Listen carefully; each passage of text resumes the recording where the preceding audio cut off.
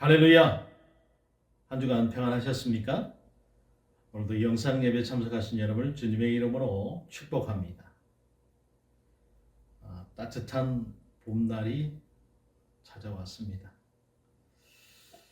우리들의 마음에 이 따뜻한 봄날만큼 또 주님의 그 고난을 기억하는 또 사순절 기간이기도 합니다. 더욱더 말씀에 또 기도에 찬양에 집중하는 저와 여러분이 되시기를 주님의 이름으로 축복합니다. 자, 오늘은 사무엘상 28장 11절에 19절의 말씀으로 하나님께 물으라 라는 제목으로 여러분과 은혜를 나누고자 합니다.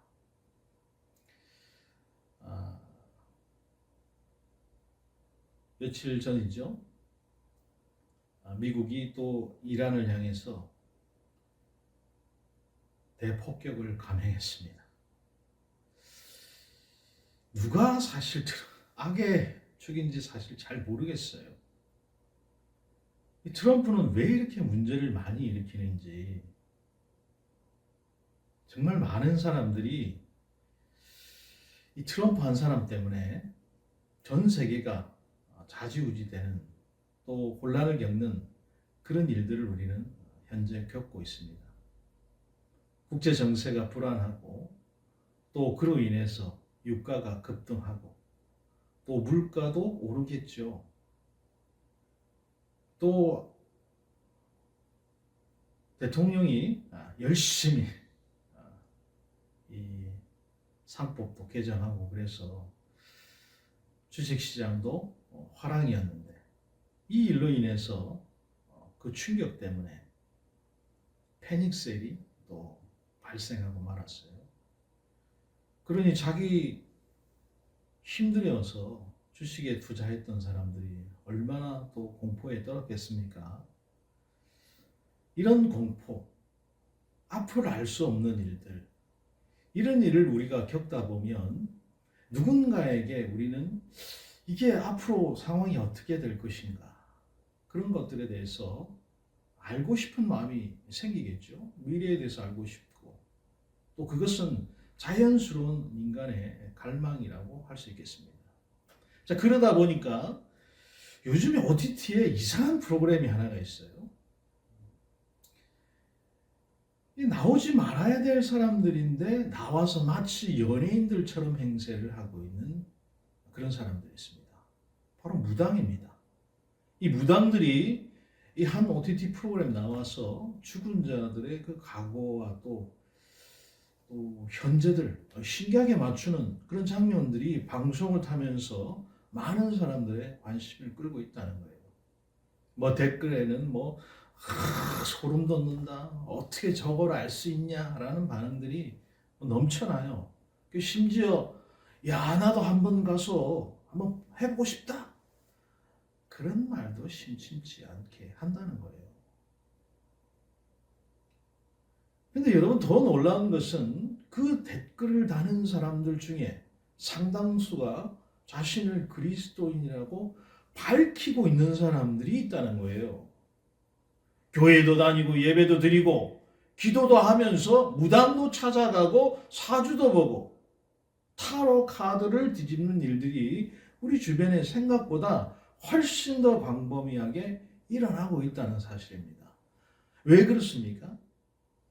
그것은 인간 안에 깊이 새겨진 오래된 갈망 때문이에요. 내가 알고 싶다라고 하는 그 욕구, 내 미래가 어떻게 될지, 이 선택이 옳은 것인지, 내가 모르는 무언가를 알고 싶다는 그 마음, 이것이 인간이라면 누구나 품고 있는 근원적인 욕구라고 할 수 있겠습니다. 그런데 오늘 본문에도 놀랍게도 그 갈망을 똑같이 품었던 한 사람이 등장해요. 그 이름은 바로 사울입니다. 이스라엘의 초대왕, 하나님께서 기름 부음 받은 자, 한때 성령에 사로잡혀서 예언을 하던 사람이었어요. 그러나 그의 인생 최대의 위기 앞에서 하나님 대신에 그가 찾은 것은 바로 신접한 여인, 곧 무당을 찾아가게 된다는 거예요. 오늘 우리는 사울의 선택을 통해서 무엇을 물어야 되고 누구에게 물어야 하는지 배울 수 있는 시간이 되기를 주님의 이름으로 축복합니다. 그 첫 번째로 하나님이 침묵하실 때 우리가 반응하는 방식이 우리의 믿음을 드러낸다는 거예요. 28장 6절에 오늘 우리가 읽지는 않았습니다만 여러분들 다 한번 28장을 읽어보시기 바랍니다. 사울이 여호와께 묻자오되 여호와께서 꿈으로도 우림으로도 선지자로도 그에게 대답하지 아니하시므로. 자, 사울의 지금 인생의 최대 위기가 찾아왔어요. 블레셋 대군이 이스라엘 향해서 진격해 오고 있습니다. 사무엘상 28장 4절을 보면 블레셋은 수넴에 진을 치고 사울은 길보아에 진을 쳤다고 그랬어요. 두 진영 사이의 거리는 불과 수 킬로미터. 그러니까 전쟁이 코앞에 닥쳐 있다는 겁니다. 사울이 그 군대를 보았을 때 그의 마음이 어땠는지 성경이 이렇게 기록하고 있어요. 5절에 사울이 블레셋 사람들의 군대를 보고 두려워서 그의 마음이 크게 떨렸더라. 이스라엘의 왕, 전쟁에서 수없이 승리를 거두었던 사울이 이제 두려움에 온몸을 벌벌벌 떨고 있는 것입니다. 자, 그가 먼저 한 일은 하나님께 물었어요. 당연한 일이죠. 당연히 그래야 하고요. 뭘요? 꿈을 통해서, 우림을 통해서, 선지자를 통해서. 자, 하나님께서 주신 세 가지의 정식 통로를 모두 사용해서 하나님께 물었습니다. 그런데 하나님께서 어떻게 하셨느냐? 침묵, 아무런 대답이 없으셨다는 거예요. 여기서 우리는 잠시 멈춰야 됩니다. 하나님이 침묵하시는 것은 사울에게 갑자기 일어난 일이 아니에요. 그 침묵에는 긴 역사가 있습니다.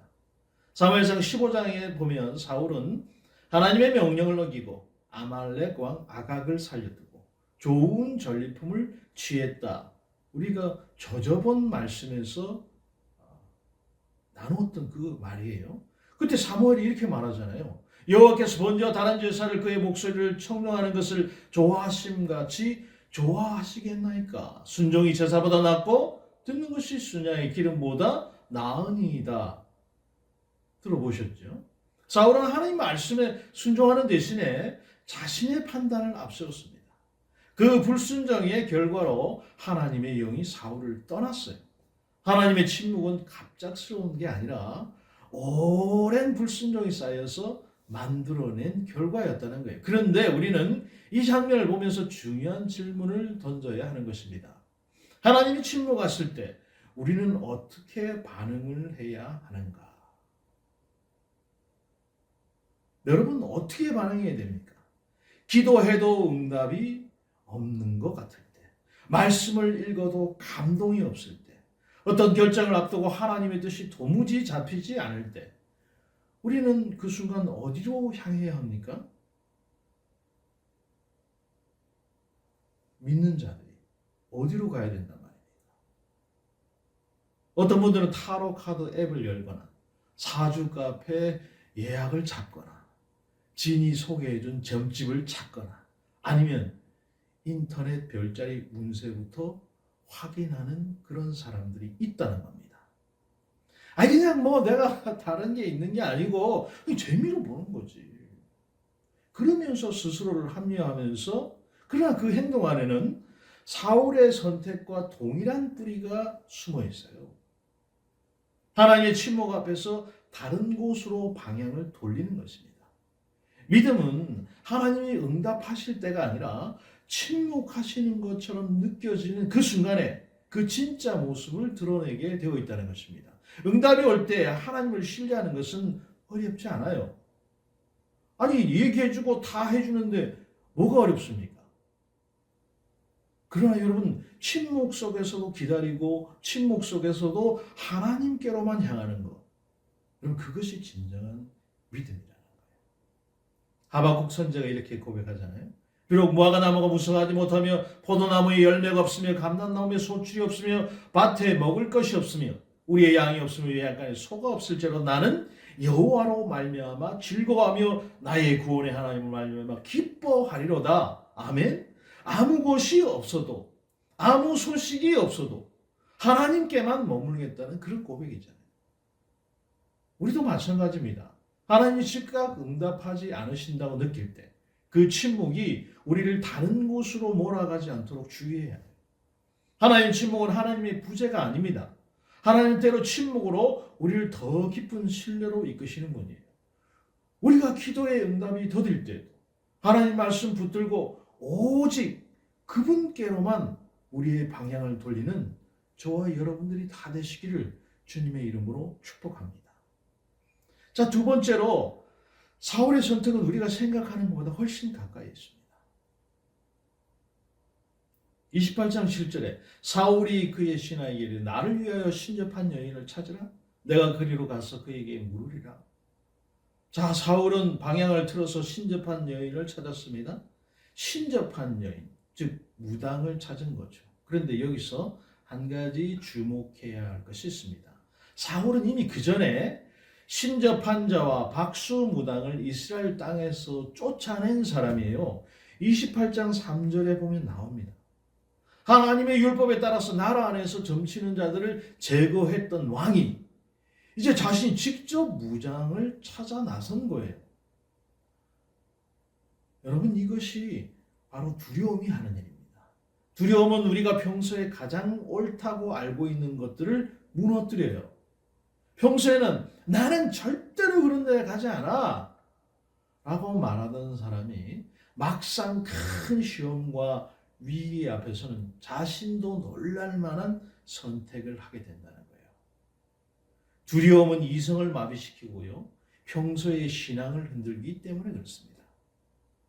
더 놀라운 것은 사울이 신접한 여인을 찾았을 때 변장을 했다는 사실이에요. 사울이 다른 옷을 입어 변장하고 두 사람과 함께 가서 밤에 그 여인에게 이르러. 여러분, 왜 변장했겠습니까? 그냥 가도 되는데. 스스로도 이것이 잘못된 일이라는 것을 알고 있다는 거예요. 양심이 부끄럽다고 외치고 있다는 거예요. 이 장면은 오늘날 그리스도인들이 무속 행위를 할 때의 모습과 정확하게 일치합니다. 나는 사실 교회 다녀. 근데 이거 그냥 뭐 재미로 한번 보는 거야. 아무한테 말하지 마. 변장하고 밤에 찾아가는 사울처럼 오늘날도 수많은 성도들이 아무도 몰래 무언가를 찾아간다는 겁니다. 하나님은 안 보시겠지. 다른 사람이 내가 이렇게 하는 거 모르겠지. 오늘날 우리 주변에는 사울을 유혹한 것보다 훨씬 더 세련되고 접근하기 쉬운 형태들이 넘쳐나요. 여러분, 핸드폰을 켜서 앱스토어를 열면 무료 사주, 타로, 운세비 뭐 수십 개가 뜹니다. 근데 이것들이 어떻게 포장을 하느냐? 과학적 심리 분석이라는 이름으로 포장된 점술 프로그램들이 넘쳐납니다. 명상과 뉴에이지를 결합한 영적 체험 콘텐츠들이 유튜브에 넘쳐납니다. OTT에서 무당이 죽은 자들과 과거를 맞추는 장면이 화제를 불러일으키는, 제가 서두에 말씀드렸잖아요. 그리고 이것들이 그리스도인에게도 매력적으로 다가오는 이유가 있어요. 그것은 무엇이냐? 빠르다는 겁니다. 기도는 시간이 걸리죠. 말씀 묵상하는 것은 인내가 필요합니다. 그런데 타로 카드 한 장이면, 사주풀이 한 번이면, 무당의 말 한마디면 당장 원하는 답을 얻을 것 같은 느낌이 들기 때문에 이 유혹이 여러분 얼마나 강한지 모릅니다. 그러나 우리는 여기서 분명히 알아야 할 것이 있습니다. 하나님의 말씀은 이 모든 것에서 단호하게 말씀하고 있어요. 신명기 18장 10절에 12절에 너희 중에 자기 아들이나 딸을 불 가운데로 지나게 하는 자나 점쟁이나 기륙을 말하는 자나 요술하는 자나 무당이나 진언자나 신접자나 박수나 초혼자를 너희 가운데 용납하지 말라. 이런 일을 행하는 자는 다 여호와께서 가증히 여기시나니 그랬어요. 가증히 여기시다. 이 표현은 성경에서 가장 표현 중에서 가장 강한 표현 중 하나입니다. 이것은 단순히 여러분 금지 조항이 아니에요. 하나님이 마음 깊이 싫어하시고 혐오하시는 일이라는 뜻이에요. 왜 하나님이 이토록 강하게 금하십니까? 자, 그것은 이후의 말씀에서 우리가 한번 살펴보도록 하겠습니다. 자, 여러분, 우리가 스스로를 점검해 봐야 돼요. 나는 과연 변장하고 밤에 찾아가는 사울의 모습이 내 안에는 그것이 없는지 한번 스스로 점검해 봐야 됩니다. 그리고 더 솔직하게 자신을 돌아볼 수 있어야 돼요. 올바른 길로 나아가는 여러분이 되시기를 기도합니다. 자, 세 번째로 이 무속을 금하시는 이유는 하나님이 우리를 사랑하시기 때문이다라는 겁니다. 28장 19절에 여호와께서 너의 손에 이스라엘도 블레셋 사람들에게 넘기시리라 라는 말씀이 나와요. 이제 사울이 신접한 여인을 통해서 죽은 사울의 영혼을 불러냅니다. 자, 그런데 그가 들은 것은 위로가 아니었어요. 그것은 바로 심판의 선언이었습니다. 내일 전쟁에서 이스라엘은 패할 것이고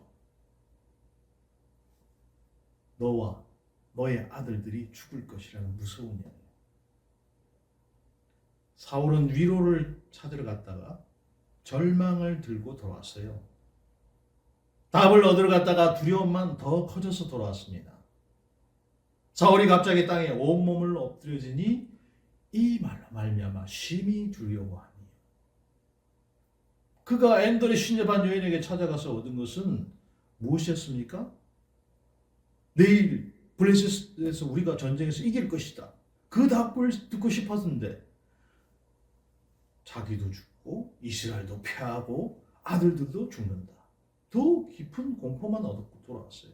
여러분, 이것이 무속의 실체입니다. 처음에는 무언가를 아는 것처럼 보이고 신기하게 맞추는 것처럼 보이고 해결책을 줄 것 같아 보이죠. 그러나 그 끝에는 항상 더 깊은 두려움과 더 강한 의존이 기다리고 있다는 것입니다. 왜 하나님은 무속을 끝으로 강하게 금하십니까? 자, 세 가지 이유를 생각해 볼 수 있어요. 그 첫 번째는 무속은 하나님이 아는 다른 영적 존재에게 권위를 부여하기 때문이에요. 성경은 여러분 귀신의 존재를 부정하지 않습니다.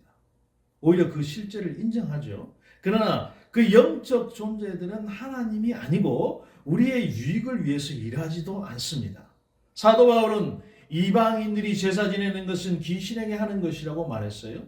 무속 행위는 결국 귀신에게 권위와 영향력의 문을 열어주는 행위라는 것입니다. 두 번째로 무속은 하나님과 우리 사이의 관계를 파괴하기 때문이죠. 하나님은 우리 아버지십니다. 자녀가 아버지에게 물어보지 않고 저 무당에게 달려가서 어떤 자신들의 일을 논의한다고 여러분 생각해 보세요. 그 아버지의 마음이 어떻겠습니까? 이것은 율법적인 문제가 아니라 관계의 문제예요. 하나님은 우리를 사랑하시기 때문에 우리가 다른 곳을 기웃거리는 것을 싫어하십니다. 마치 신실한 배우자가 상대방이 바람 피우는 것을 용납할 수 없는 것처럼 하나님은 우리의 마음이 그분이 아닌 다른 영적 존재로 향하는 것을 가증히 여기신다는 거예요. 세 번째로 무속은 우리를 자유롭게 하지 않고 더 깊이 올가맵니다.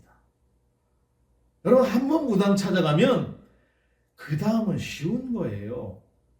우리가 제도 한 번 짓는 게 쉽지 두 번 짓는 거는 너무 쉽습니다.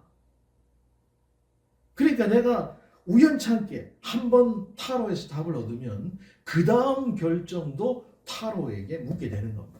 점점 더 많은 것을 묻게 되고요. 점점 더 깊이 그것에 의존하게 되죠.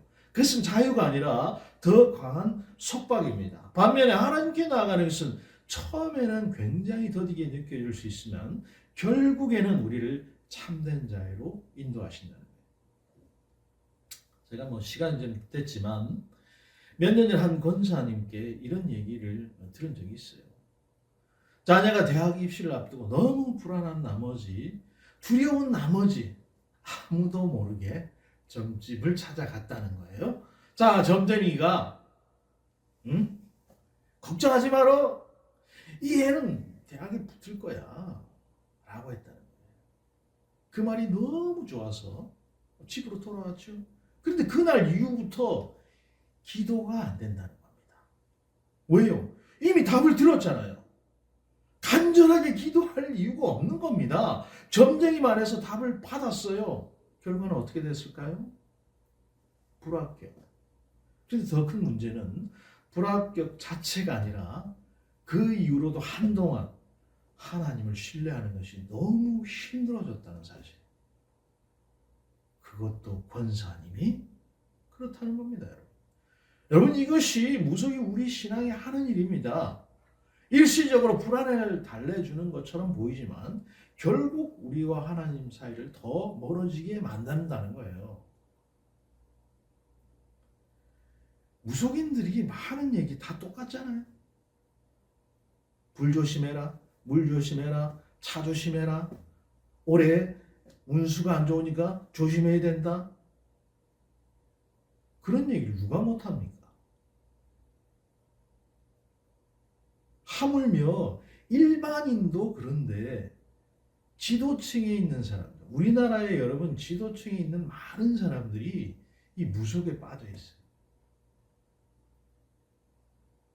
자기가 어떻게 될 것인지 물어보고, 결과가 어떻게 될 것인지 물어보고, 내 사업이 어떻게 될 것인지 물어보고, 내 자녀가 어떻게 될 것인지 물어보고. 그 사람들이 시키는 대로 그 결과가 나온다고 생각합니까? 우연찮게 한 번 정도 맞출 수 있죠.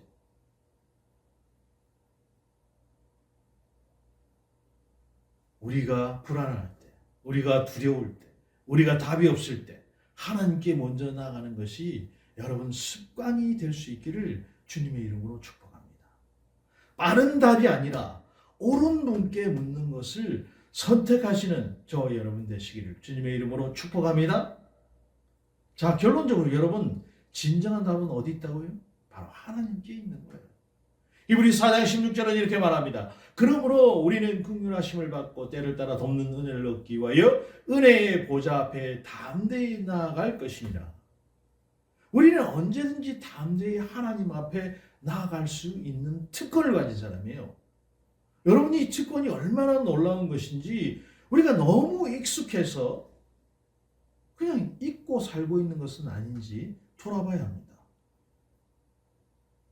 사울은 꿈과 어림과 선지자를 통해서 하나님께 물었습니다.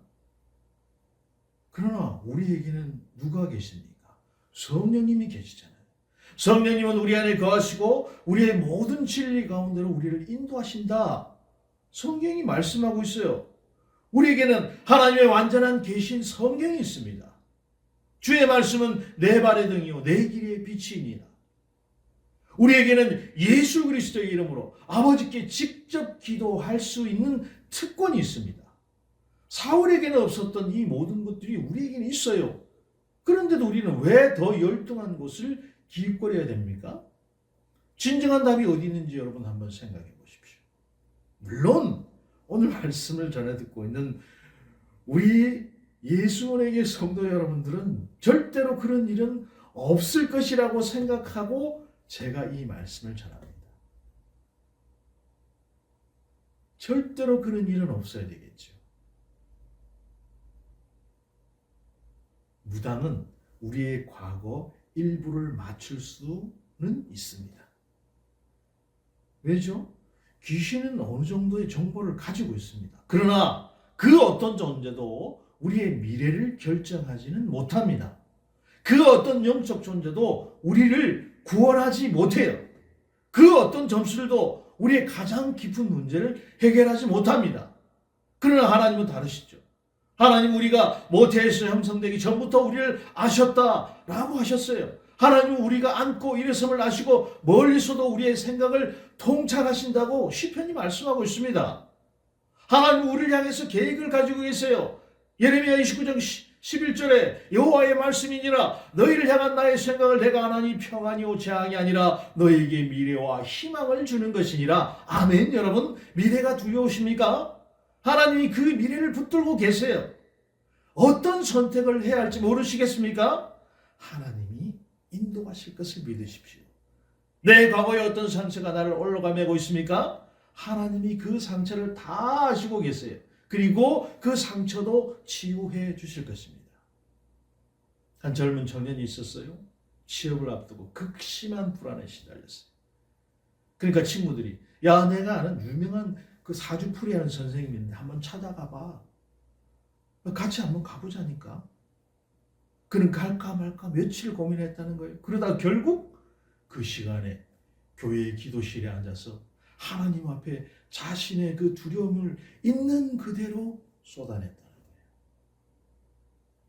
기도를 마치고 나서 그는 이렇게 말했다는 겁니다. 내가 점집에서 나왔다면 뭔가를 들었겠지만 기도를 마치고 나니까 뭔가 내가 내려놓게 됐다. 여러분, 그것이 차이입니다. 점집은 무언가를 더 얹어줘요. 기도는 무언가를 내려놓게 합니다. 우리가 불안하고 두려운 마음을 하나님 앞에 가져갈 수 있기를 주님의 이름으로 축복합니다. 사랑하는 예수님의 성도 여러분, 빠른 답 대신에 올바른 분을 선택하는 지혜를 주시기를, 또 성령님께서 인도하심을 따라 살아가는 우리 모든 예수 은혜교회 성도들이 되기를 주님의 이름으로 축복합니다. 자, 그렇다면 이제 누구에게 물어야 되겠습니까? 우리는 오늘 사울 얘기를 통해서 우리 자신의 모습을 봤어요. 두려움 앞에서 하나님이 침묵하시는 것 같을 때, 빠른 답이 필요할 때 우리의 마음이 어디로 향한지를 한번 봤습니다. 사울은 하나님 대신 무당을 선택했습니다. 그 선택이 그에게 가져다 준 것은 더 깊은 두려움과 결국은 파멸이었다는 거예요.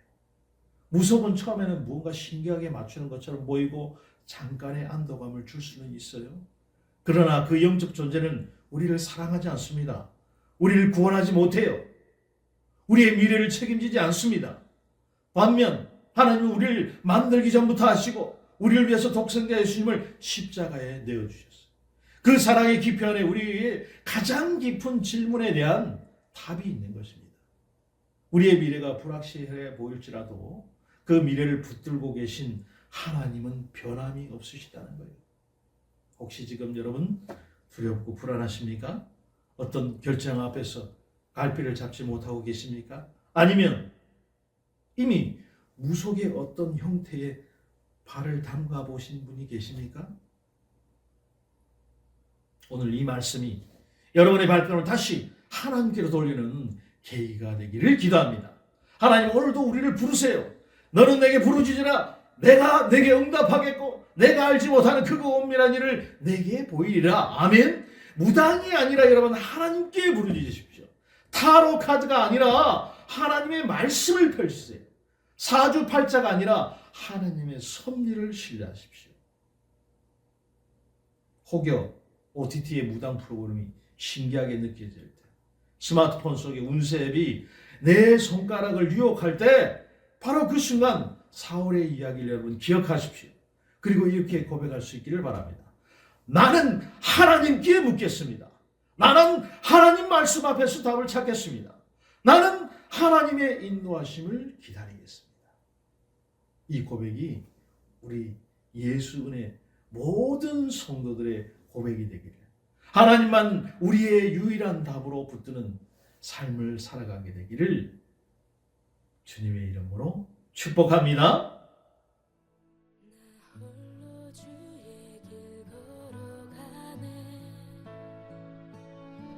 주 빛으로 날 인도하시리.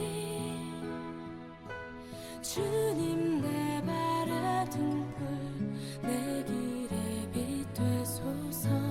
나 오직 주만 따르리. 내 평생 주께 순종하리. 주 은혜의 영광 찬양하며 주 이름 영광 위에 날 붙들어 주소서. 나